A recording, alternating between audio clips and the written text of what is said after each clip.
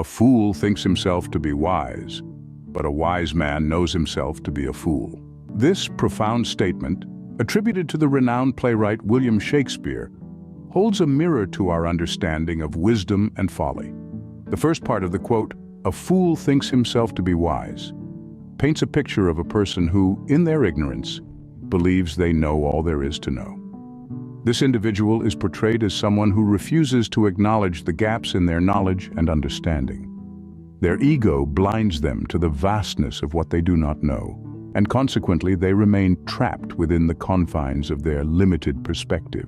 The fool is a figure of self-deception, a person who, despite their limited understanding, is convinced of their wisdom. In contrast, the second part of the quote, "But a wise man knows himself to be a fool," presents a different perspective.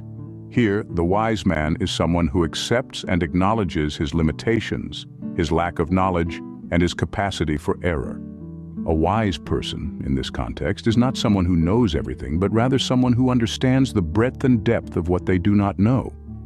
This wisdom lies in their ability to remain open to new learning, to question and to seek understanding, knowing that wisdom is not a destination but a journey. The quote, in essence, contrasts two attitudes towards knowledge and wisdom. The fool, convinced of his wisdom, closes himself off to learning and growth. On the other hand, the wise man, recognizing his folly, opens himself up to continuous learning and personal development.